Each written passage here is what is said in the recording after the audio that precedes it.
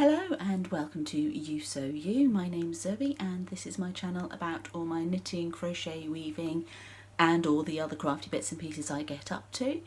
I've got lots of finished objects for you today, a teeny bit of weaving and a few works in progress. So let's get started.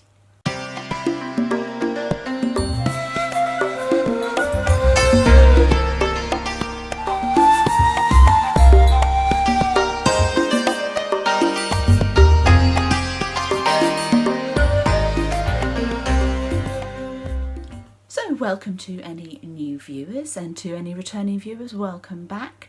I have a whole lot of yarny content for you today, but first of all, what am I wearing?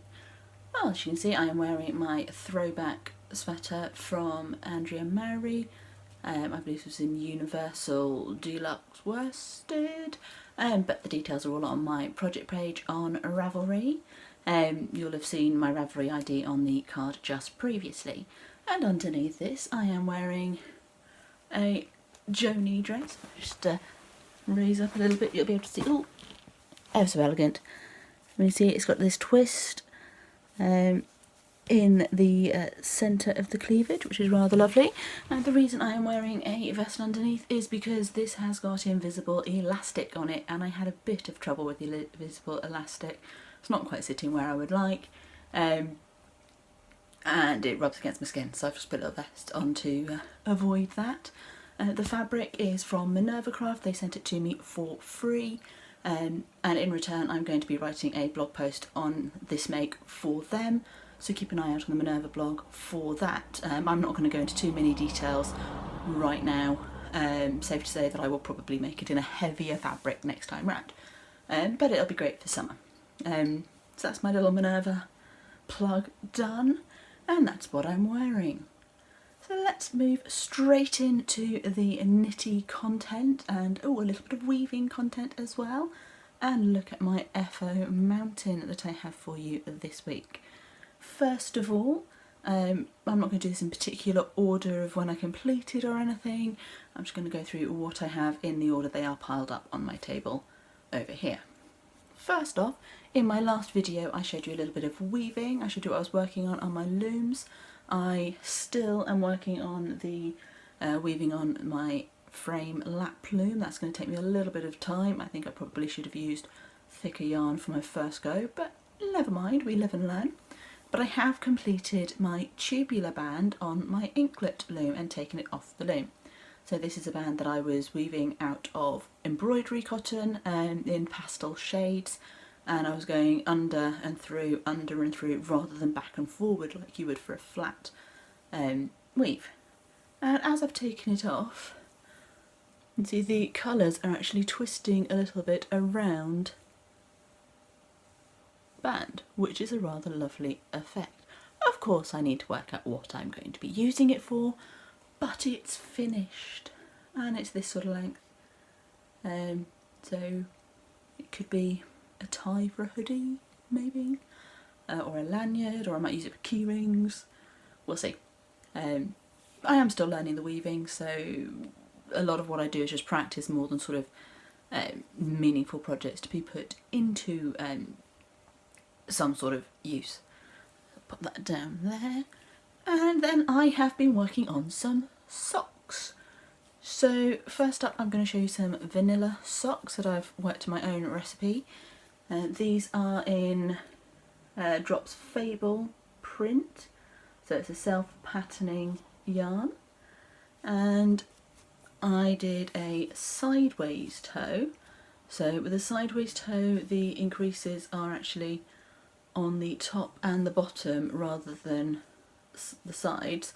I don't want to show you that way, that's not going to show you anything. But it's worked very much like a wedge heel, it's just that you are rotating where the increases are through 90 degrees.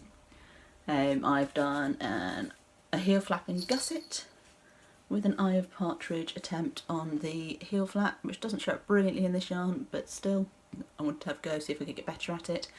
And I've finished off with a raised rib cuff to try that one out as well. Making vanilla socks are going to be a good way to try out different toes, heels and cuffs.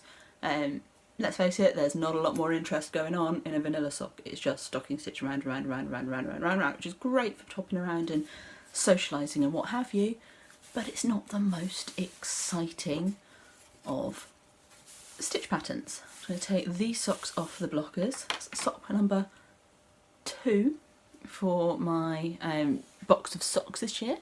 So the Winter Gancy ones go in last month. Sock number 3 for my box of socks this year. I'm so on track to get 12 done for this time around. This was a pattern that I got for free, and I got it for free because I've signed up to Sock Madness this year. More on that later. But they sent out a warm-up pattern. Sock Madness doesn't actually start till the 1st of March, which is tomorrow. But they sent out a warm-up pattern to sort of get your fingers and needles all ready and keep people busy really whilst they're waiting, I suppose. It's actually the 13th year of Sock Madness this year, so the warm-up pattern is the 13 Memories socks. There we go. So this was an interesting knit. It's a scrappy sock pattern. It's actually designed for 13 colours. I didn't have 13 lots of scraps or minis for socks left over that weren't already involved in other projects. So I've repeated some of the colourways through the foot. It's a top-down sock. I usually knit my socks 2 at a time, toe up, because I find that I tend to sort of cast on a bit too tight.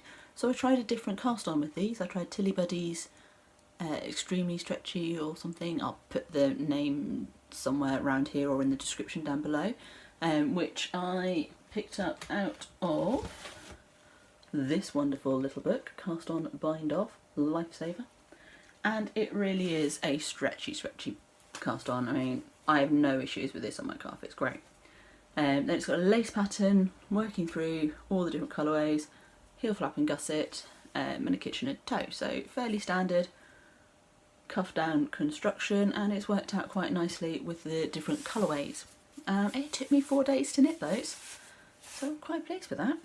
I did time how long I spent on each session, so somewhere I've got recorded down exactly the number of hours I spent on those socks, but essentially 4 days, because I slept and ate and had life stuff going on. Then I have another pair of socks that I'm just going to put on the blockers. So this will mean that I have 4 pairs of socks already in my box of socks for 2019, and it's only February. Last year I think I managed 4 pairs the whole year. So I'm pretty pleased with that. At this rate I should be done with my box of socks for the minimum number by the middle of the year, so sort of June-ish, which means I can then concentrate on gift knits ready for the birthdays and Christmases that come at the tail end of the year in my family. My brother and sister and my oldest niece are all October birthdays, and my younger 2 nieces are December. Obviously there's Christmas, and my other half is December as well. So the end of the year is very busy for gifts and presents and that kind of thing. The final pair of socks that I've knitted in February, that's both the last 2 were cast on after the start of February as well, so we are literally talking February socks. Been on a bit of a sock kick. As you probably remember from last month, I'm in Knitting Expats Seasons Sock Club this year, which is where the Winter Gancy socks came from. And it was the second pattern from that club, the Spring Showers socks. These are knitted in buttoned up and pinned down as well. The name of the colourway escapes me at the moment. It's something in Spink. Fortitude in Spink. But yeah, that colourway, that's the one. Yeah. Oh my goodness, I love this colourway. I'm really enjoying the microstriping. I'm not particularly a pink girl, so this is a bit of a departure for me. But it's sort of a purpley pink, so it's not too girly pink, you know. But speckled contrast a mini that came in the sock set for the toe, the heel and the cuff, and there are these lovely cables working their way up the front. There's 2 cables, one on each side of the front, and I did a garter stitch short row heel just like Mina herself does, and I have to say I'm much more pleased with the German short rows in garter than I am in stocking stitch. They tend to show where they've been turned and connected a bit more in stocking stitch than they do in garter. I mean, you can still see it, but it's a bit more pleasing. So I will probably do more German short row heels in garter moving forwards, but we'll see. You never know, I might change my mind. So that's pair number 4 for my box of socks, and the 3rd pair of socks that I have knitted in February. But don't worry, I haven't only knitted socks in February. I have also knitted a pair of fingerless mitts to my own design. I knitted this one first and then I realised it was a little bit too big. So I knitted this one a little bit smaller, and this one fits me much better if I just pop it on to show you. Okay, so I used these for Harry Potter, which is why they're in Gryffindor colours, plus I had those colours in stash. In fact, everything that I've knitted and crocheted and woven this month is out of stash yarn. Pretty good going. So it's a stocking stitch mitten. It's got an intarsia stripe going up the outside of the thumb. It's got a corrugated rib cuff. It's got a Lavian braid, and it has this lovely 3-colour cast on around the bottom. There are still a few adjustments that I think I want to make to this, although actually the cuff is sitting quite nicely now. So I may stick with this. I may or may not write this up, who knows. It's quite simple and straightforward as concepts go. It didn't take me long to do. I've knit it out of mystery yarn for the red and the yellow, paint box baby DK for the cream, held with a mohair just for an extra bit of cosy warmth, and I've made sure that they're a good length for wearing to knit in, because when it's really cold in my house, because it's an old house and the heating's not very efficient, my fingers get cold and my hands get cold, but I still want to knit, so I don't want full-fingered gloves. I find the ones where they've got fingers with the tops cut off still get in the way of the yarn, so I need them to stop around about my knuckles. So these have been specifically designed to knit in, and I'm rather pleased with them. They are nice and cosy, that's the mohair in them. Now I did promise that I was going to finish something in February that's been on the needles for quite some time. It's been on the needles since last summer, and that is the Changes shawl by Mina Phillip, the knitting expert, and I have indeed finished it. I say finished it, I haven't blocked it yet, and I haven't added tassels on yet, which is why the minis for this are still being held in the project bag for it, to keep them to one side, so that I can add tassels if I decide to once it's blocked, before I sort of add them into my scraps and leftovers store in stash. So this is the Changes shawl, and it is huge. I have woven in the ends, but I'm not going to trim them off until after I've blocked it. It is rather beautiful, it is rather colourful, it's rather spring-like, so I need to get this blocked pretty soon so I can start to wear it. This colour in the middle, the main colour, is Pixelated Unicorn by Gamer Crafting. And the minis, most of them came from 2 5-mini sets from Shepherd's Hut UK, but I did exchange one of them for a mini that came from Gamer Crafting. So I put in like a purpley one from Gamer Crafting, because the purples in that set of minis that came from Shepherd's Hut were a little bit closer in colour than I wanted for the effect. So I just switched that one out. The minis were all sock yarn,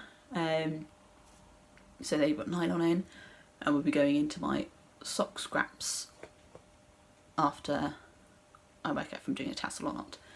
And this is rather huge and lovely, and I am looking forward to wearing this. So we see nice spring colours fading through. It's a really enjoyable knit, it's quite straightforward, it's quite simple. It holds your attention because you've got texture pattern in the middle that you do first, then you do one set of these stripes, Then you do this sort of brick type pattern, which is the same stitch type as uses in her cumulus hat and cowl, and then you do this garter ridge section, and then you repeat it on the other side. So it's interesting, it's an interesting shape, it's huge, it's going to be great for wrapping up in spring, summer evenings, and yeah, really enjoyed it. I mean, it probably would have been a lot quicker to knit if it hadn't got so hot in the summer last year, when I put down a lot of my knitting, but there we go. I haven't got 2 more finished things to show you. They are both knitted, and they both came from the same idea. These are not projects that you'll be able to find the pattern for at this point. Whether you will in future, much like the mitts, who knows. I need to work out how to create things and write up patterns and make them look nice and user-friendly and that kind of thing. So first of all, I'm going to show you my first attempt at designing a hat. This is on Hetty the Head, blocking. There are issues, significant issues, with this hat, and I will go into that in a moment. But this is my first attempt at designing a hat. It's got a folded brim with a cabled rib, got stripes with slip stitches to make the edge a little bit less harsh, and it's got an intarsia cable coming up the top, and then we've got crown creases, which you clearly can't see because it's dark blue. This is knit out of the leftover merino that I used for my other half's jumper, so that was patterns, it's Aran weight, and then I got another ball of the same wool but in navy to go with it. It's actually quite a cheap project because you only need 150-gram ball of each colour to do a hat this size, and my head's quite large. I'm like 23 on a good day inches around my head. Well, my hair's big, it's more like 24. So that was my first attempt. But I was having issues with this intarsia cable. I was floating the colours across the back, and it was just messing with the tension. I mean, you can probably see there's some areas that are pulling on here, but the tension is just not where it should be. So I got out some yarn from Stash and had another go. So the second version I've knitted in acrylic because I had it in Stash. I'm knitting a scarf for my other half out of this same yarn to go with a hat that I knitted him over a year ago, and when I cast on the scarf that I still haven't knitted. I really ought to get on with that. So, same idea. I'll pop it on my head so you can see it. So I'm quite pleased with the fit. So this one I didn't do the folded brim because acrylic. But yeah, the cable rib.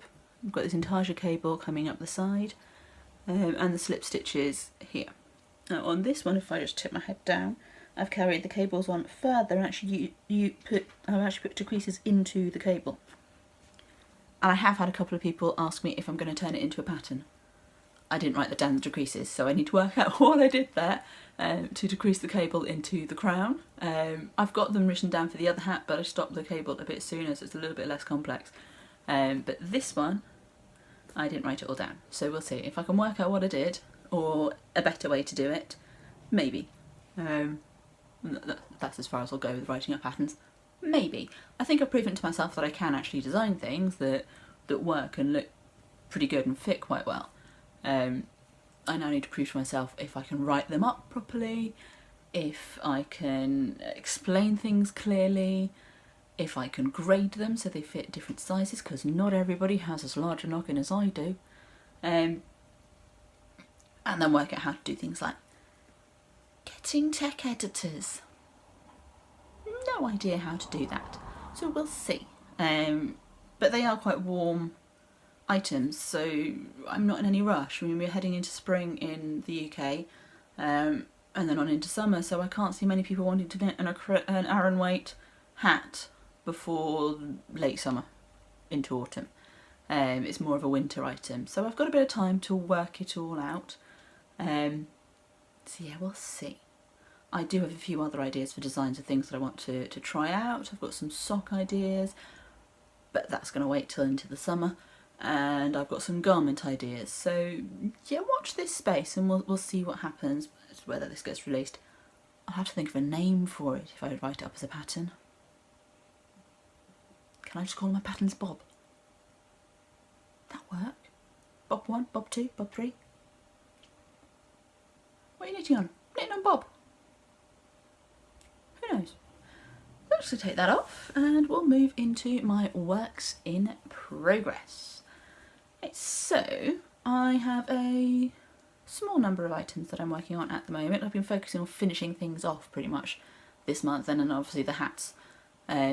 Although this one only took me a day, cast on in the morning, cast off in the evening. Granted it was like midnight, but still. One day and it was done. The blue and grey one I did over 2 days. So they are really quick. Benefits of thicker yarn. And when I say I cast on in the morning, I mean I cast on around 10:30, 11 o'clock. So about 12 hours. And I stop for lunch and dinner and that kind of thing. So yeah. So works in progress. I have 3 things to show you. I'm just moving them over here. So there is a bit of an acrylic bias to my mix at the moment. Obviously one of my hats was an acrylic that I've shown you because I had the yarn in stash and didn't have to wait for a delivery to come or for the bus to appear and take me into town to my local yarn shop. I really need to live somewhere with better transport.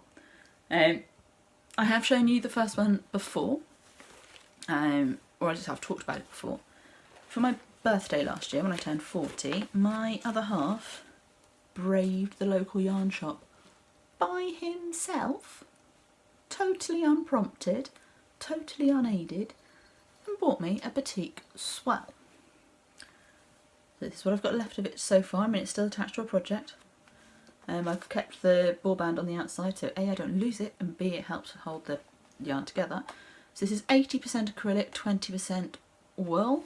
It's a Stylecraft batik swell and it is in the purple mist colourway. These come in 200g cakes, so in that you get 550 metres, which is 601 yards. So it's reasonably good value for money if you don't mind the acrylic content. And if you're gifting for other people that you don't know if they're going to look after your hand knits the way that you would do it, acrylic is a good way to go. And it's not entirely acrylic, it does have that 20% wool, so it isn't squeaky, unlike this one. Same brand, but this was 100% acrylic, so it's a little bit squeaky. And with this cake, the yarn shop included a pattern that they designed themselves. My yarn shop is run by somebody who's actually quite high up in the local Knitters Guild, so they do design a lot of their own stuff for yarns that they have on stock, which is nice. They have a studio next door where they do classes for beginner knitters and crocheters. They quite often have people like Erica Knight popping in because she's relatively local, I believe. And they have quite a range of more commercial yarns. They don't currently have any indie dyed yarns in there, but I seem to remember that the owner mentioned something about being interested in it if they knew of any in the area. But I could be making that up, who knows.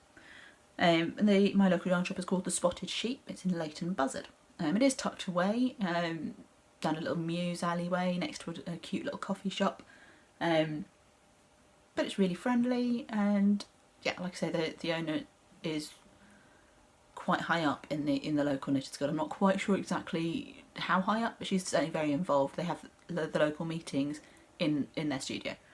Not that I've ever been because they're evenings in transport. So the pattern that came with it was a shawl, and I am this far through it. So it's a gradient yarn, the purples and greys, and essentially for the pattern it's a 3-row repeat once you've done your setup, and you just keep going until you run out of yarn. Okay, so it's nice and simple. Again, it's going to be good for spring, I would have thought, and into autumn as well, because it's quite lacy, being a crochet shawl. It's quite easy, it's quite quick. This has been maybe, I'd already started it, I'd done the setup and the first repeat, and then I've done, I think 1, maybe 2 sessions on it since, so it doesn't take too long to do. It's relatively mindless. It's going to look good with my colouring. Purple's my jam. So yeah, really pleased with that, and the boy done good. I mean, obviously if he'd have got me pure wool I would have been even more happy, but for a first foray, unaided, unsupported, on his own, into a yarn shop, pretty pleased. He knew my colours, he knew what I was into, and he did manage to avoid buying a new crochet hook because he knew I've already got a set. So yeah, boy did good. So that's that. Pop it away in its bag to stop the cat getting into it, because she's eyeing it up at the moment. Aren't you, Kiki? Yeah. But she's also standing in the way of the microphone, so hopefully you can still hear me. You never know, she might purr down it in a minute. She was doing that on Virtual Knit Night the other night, much to the amusement of my friends on there. Then I have in my lovely grey floral project bag, which I quite often use for socks. I forget the name of the maker. I will put it somewhere here or down below. Oh, and I've just stuck it there. Struggles with zips. So I am working on a pair of Latvian mittens. Now I am following the instructions, which has you unit them on extremely small DPN, so whether they're going to fit me or not, who knows. They might be a little on the small side, but we'll see what they're like once they're blocked. Being colour work as well, the gauge is very tight. I think if I was going to knit them again, I would probably knit them at a large gauge, but the yarn is really fine. So I think if I'd knitted this particular pair on a larger gauge, I'm not sure I would like the fabric. If they fit me, I'll wear them. If they don't, I've got nieces. It's not a massive issue. So I've got the cuff done, and it's taken me ages. It's quite hard working on 1.5mm needles. But there we go. We've also got 3 colours going on in the colour work most of the time as well. I just need to work out how far up I need to do before I put the thumb in. I guess I need to do about 1 inch. Looking at my hand, it doesn't. The problem with the Latvian, it's knit by the Latvian, knit like a Latvian kit. So it comes with the yarn, it comes with the pattern, it's all charted, it gives you all the instructions on how to do Latvian braids, on how to do the picot edging. But if you're a beginner knitter, or if you've not done mittens before, there's a lot missing in the instructions. Things like knit for X amount of distance before putting the thumb in. It's got the chart there, and there is a thumb outline marked on the chart, but it doesn't say whether that's where you put it as a matter of course, or whether you need to work the pattern to a certain length or to a certain point in your hand. So I'm not overly thrilled with the instructions, basically, by the Latvians. If you're a beginner, no, don't. Get a skein deer pattern if you're a beginner wanting to get into mittens. And come back to the knit like a Latvian ones when you've got a bit of experience behind you, because that's the issue I'm having at the moment. I don't really knit mittens very often. In fact, I've knitted 1 pair before and they were stocking stitch and way too big. I've never knitted colourwork mittens before.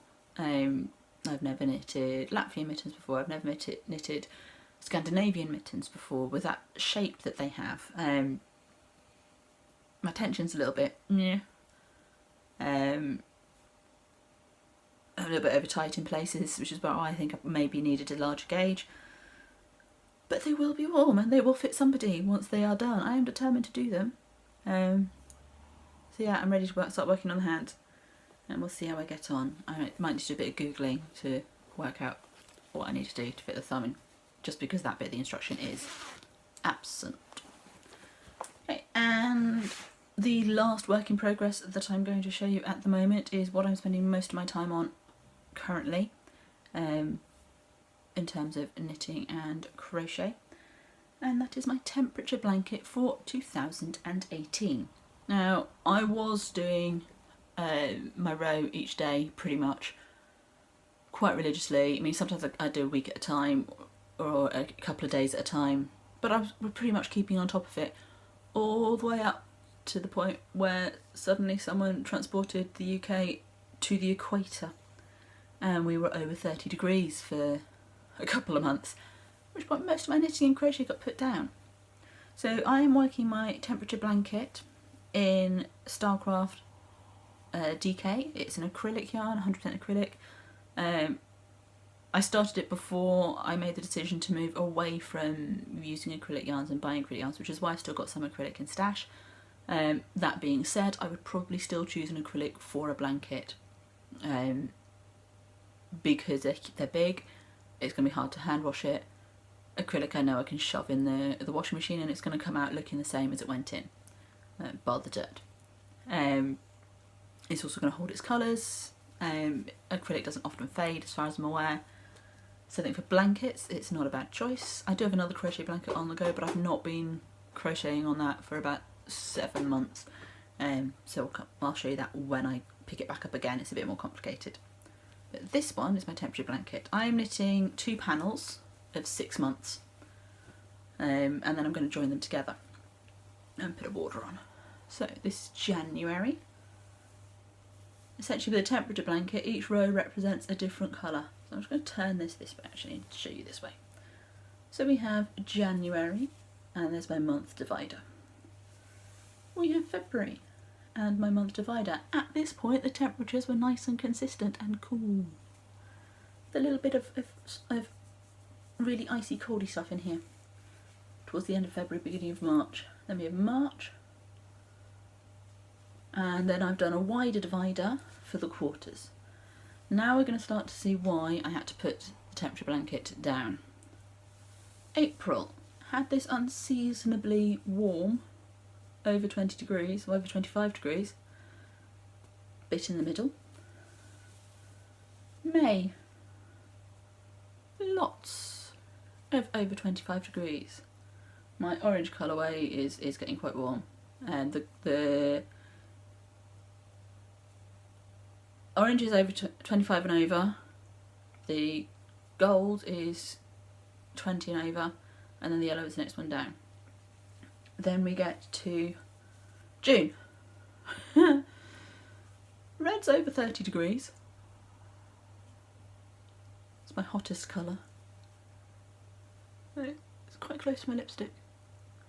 So that was June, and I'd got to the end of May before last year. So I've done all of June this month, and then I've started my second panel with July, and I've finished July, apart from weaving in the ends. This is July. Can you see why I wasn't working on this much over the summer last year? So I've got to the point where I'm putting in my blue month divider on the bottom. The stitch pattern is a very simple 2 double crochet, American terms, 2 triple crochet, 2 double crochet, 2 single crochet, and it creates this wave pattern. So for British terms, I believe that'd be 2 triples, 2 double triples, 2 triples, 2 half triples. I tend to crochet in American terms because I learnt on the internet. I can follow British crochet patterns, but I do need to think about it a little bit. But I believe what the Americans call a single crochet in Britain is called a double crochet. And yeah, it just gets confusing. But basically they're the same stitches. And even if you did the different number of wraps before you put the crochet hook through, you're going to get the same sort of a wavy effect. So that's my works in progress.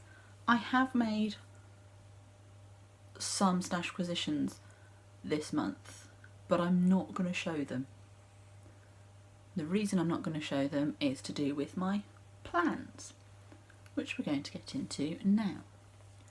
So obviously I've got the next Knitting Expat sock pattern due out on Friday, which would be the summer one. So I need to cake up some yarn for that. I've obviously got my buttoned up pin down yarn ready to go because I pre-bought enough for that sock club. And the only stash acquisitions that I've made this month have been sock yarn. The reason being, as I mentioned earlier, I have signed up to Sock Madness. Now, Sock Madness is an annual competition. It's a sock knitting competition. So far so good. It's a speed sock knitting competition. I'm not anticipating getting very far through it. However, when you sign up for Sock Madness, you then qualify to get all of the patterns for Sock Madness for free. So whilst you are still in the competition, you get them every time a round starts. Then there are, I believe, 7 rounds, possibly plus the qualifying round. Qualifying round might be round 1. But it's about 7 rounds, so you get 7 patterns. Plus the warm-up pattern, that's 8 patterns. And then you get some bonus ones as well. So potentially, before Sock Madness is over, you can end up with like 13, 14 patterns. When you get knocked out, it's a knockout competition. I don't think you get the patterns when they go to the competitors. I think you get them later when Sock Madness ends, but you still get all of the patterns for free. So obviously I'm going to do my best. I'm going to take my time on the qualifying round because you get put into teams based on how quickly you complete the qualifying round. So I don't want to sort of rush that one and end up with the super fast knitters. And then each round you're knitting against your team, and they reduce the team down until they've just got one person left for round 7.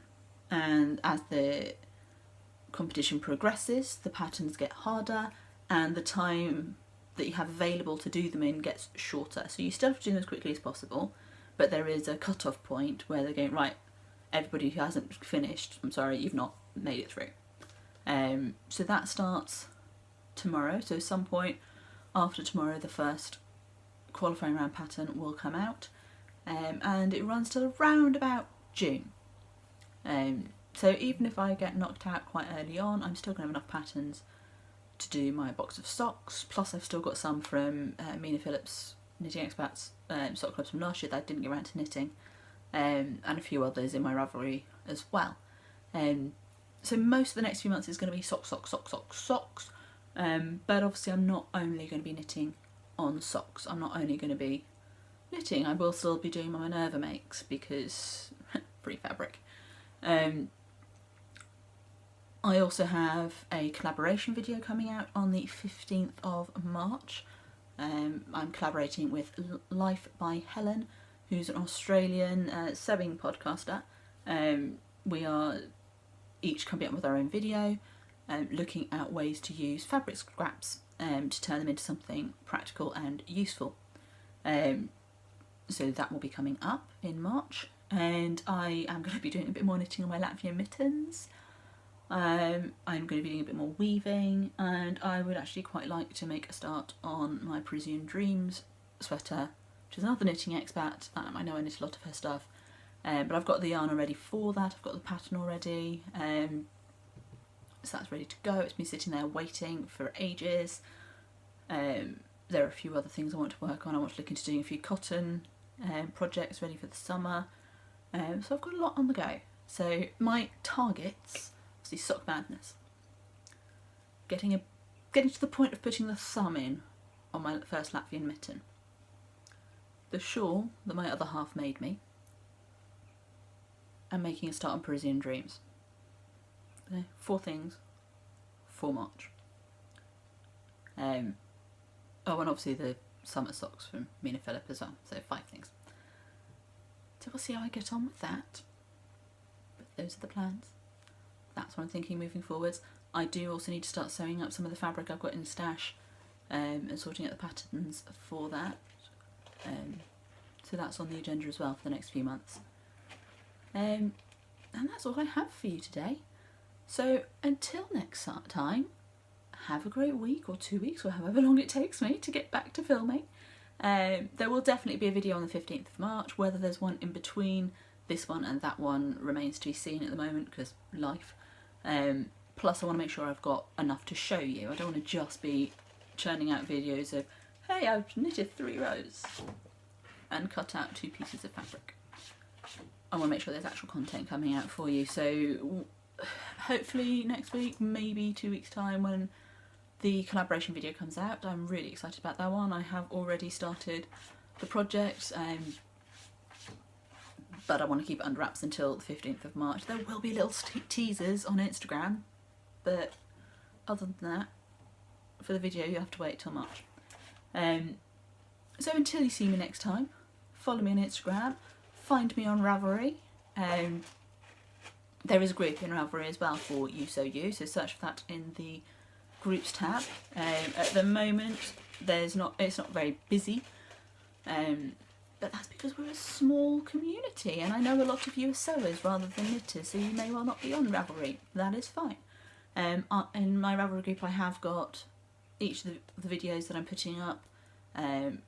If show notes are relevant, they'll be going in there as well. If they're relevant, they'll be going on the blog.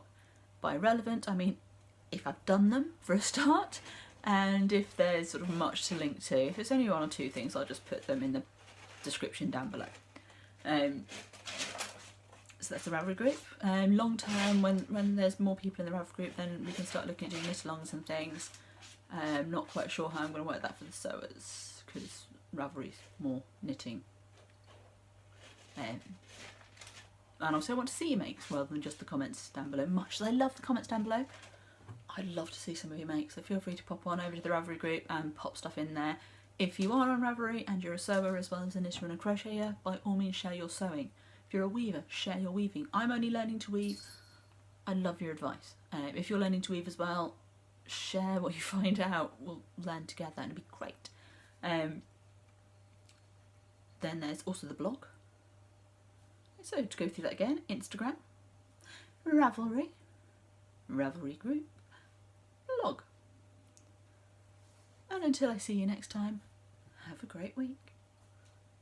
Bye bye.